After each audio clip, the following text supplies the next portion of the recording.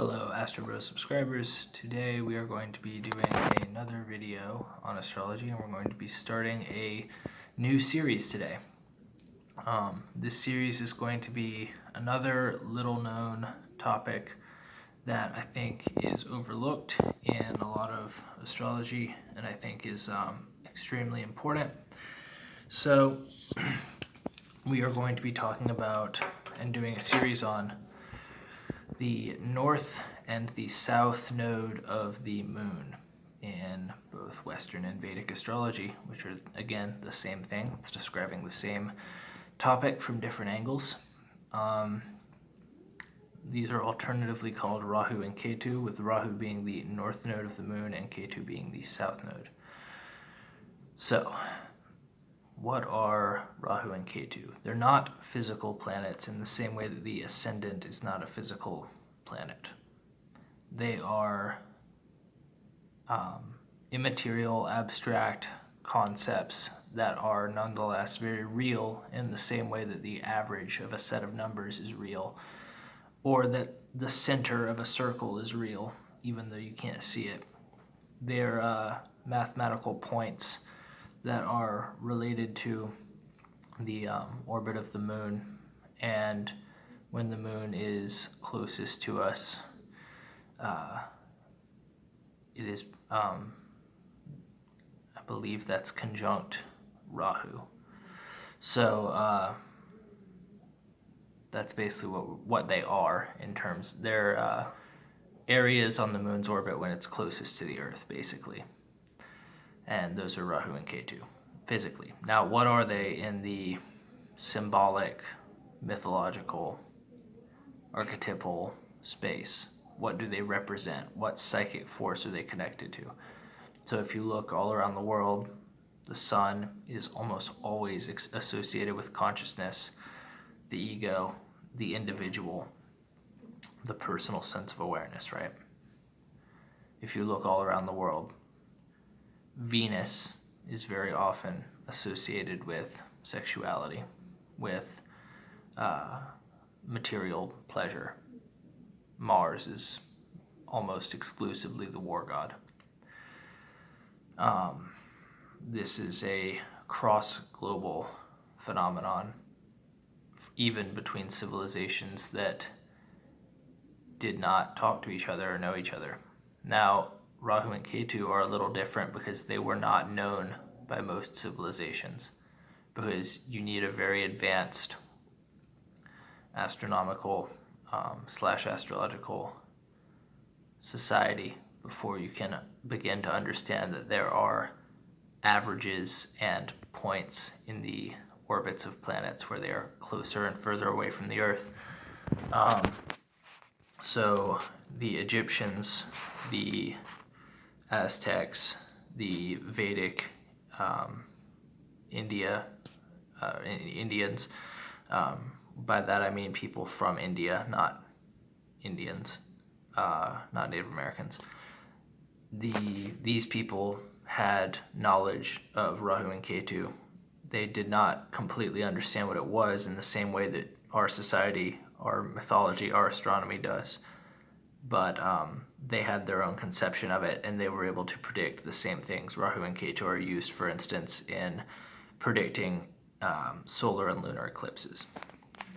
So they were able to, and also blood moons, harvest moons, these types of things.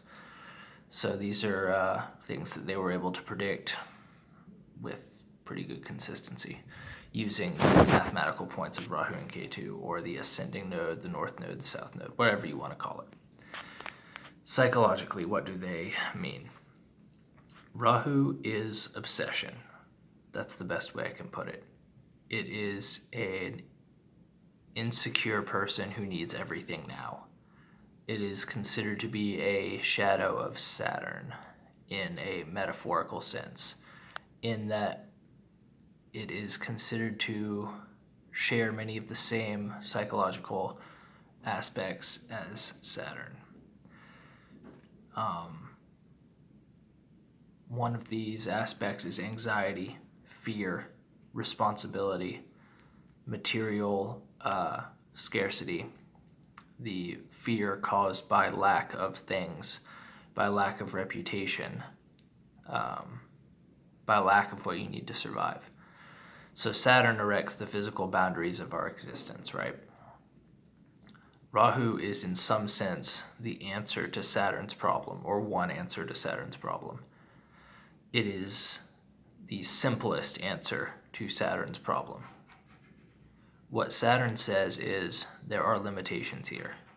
There are rules that you must follow, and there are things you must do in time and in society, otherwise you will die, or will be imprisoned, or something like that. There will be a punishment, whether natural or legal or social.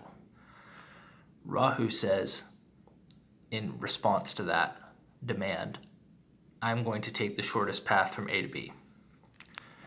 And that could be moral, it could be immoral. Rahu is very intelligent, but it is immoral. It is our survival instinct, it is our instinct to consume, and that's why it's considered the head of the serpent. That is one of the mythological, or the sort of symbolic representations of Rahu, is the head of a snake. Alternatively, it is a floating skull. It is something with a desire to consume, yet it has no body to digest. It has no digestive system. That is effectively what Rahu is. Now, Ketu is the opposite. Ketu is a body with no head. And what this means is that, from a symbolic perspective, Ketu is your embodied knowledge that you come into this life with without having to practice. So any planet conjunct Ketu in a chart is going to be embodied, unconscious, and ignored. So those are the three words to really think about with Ketu. Embodied, unconscious, ignored. So let's say Mars is conjunct Ketu in a person's chart. Mars is conjunct the south node, which means it's opposite the north node, Rahu. Rahu and Ketu are always 180 degrees away from each other. They're always that way. If Mars is conjunct Ketu in a person's chart, this person is going to have an unconscious knowledge of athleticism. They might think they're not a good athlete, and yet they can do things that nobody can do who doesn't have this conjunction or a similar conjunction. These people are low-key super athletes, as opposed to somebody with Rahu Mars conjunction, who is also a super athlete in some ways, but it's for a completely different reason.